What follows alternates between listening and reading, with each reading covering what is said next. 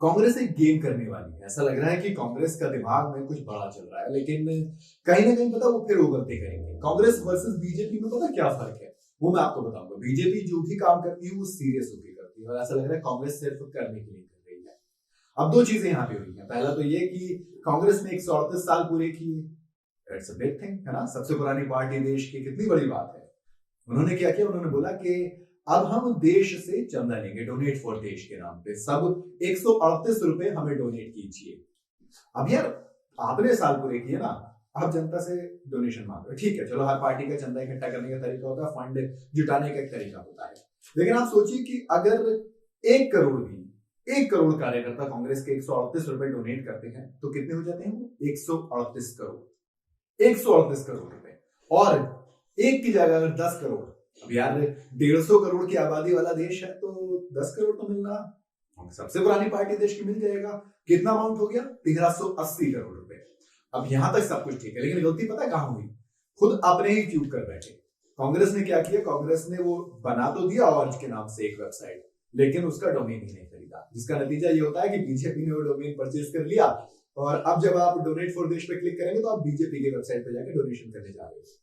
यानी कि जो आपको एक तो वैसे चंदा नहीं मिल रहा है, जो आपकी रिपोर्ट आती है उसमें आप नीचे रह जाते हैं, बीजेपी आपसे बहुत ज्यादा आगे। ऊपर से जो आपने एक काम किया वो भी आप ठीक से नहीं कर पाए, और उसमें भी डोनेशन किसके पास जा रही थी? बीजेपी के पास, क्योंकि वो न सिर्फ अपने काम को लेकर एक्टिव है, बल्कि आपके काम को लेकर भी आपसे ज्यादा एक्टिव है। ये दिखाती है चीज।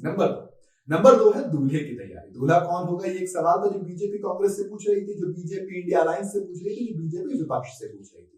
अब इसके बारे में अनाउंसमेंट किया गया, ऑफिशियली नहीं हुआ है, लेकिन अशोका होटल में एक मीटिंग होती है, विपक्ष की मीटिंग थी, जिसमें 28 पार्टी आई थी।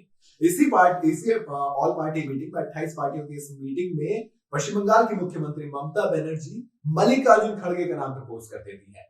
अब मल्लिकार्जुन खड़गे कौन है?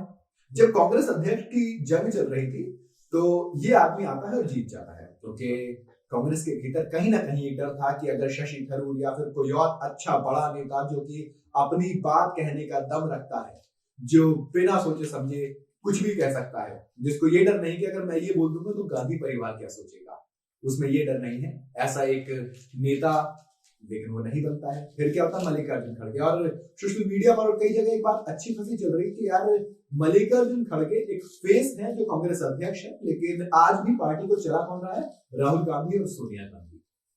तो अब ये जो होता है ना कि सोनिया गांधी या राहुल गांधी कौन डिसाइड करता है, सब कुछ पर्यवेक्षक जाते हैं, फिर अनाउंसमेंट मल्लिकार्जुन खड़गे करते हैं, लेकिन फिर वही चीज है। ये मेरा सवाल है कि क्या वाकई में अभी भी कांग्रेस में राहुल गांधी और सोनिया गांधी चला रहे हैं? क्योंकि ममता बनर्जी ने मल्लिकार्जुन खड़गे का नाम पीएम कैंडिडेट के लिए प्रपोज किया, यानी कि 2024 में राहुल वर्सेस मोदी नहीं, बल्कि खड़गे वर्सेस मोदी होने वाला है।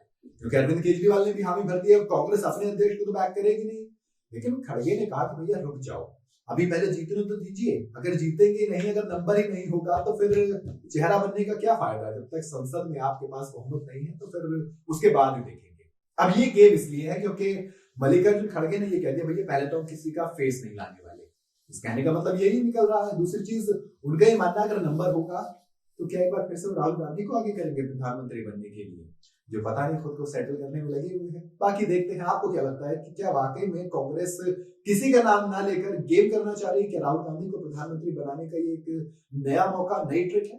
क्या लगता है मुझे कमेंट में जरूर बताइएगा। वीडियो अगर आपको पसंद आई तो लाइक और शेयर जरूर करें, ज्यादा चैनल को सब्सक्राइब करते हैं।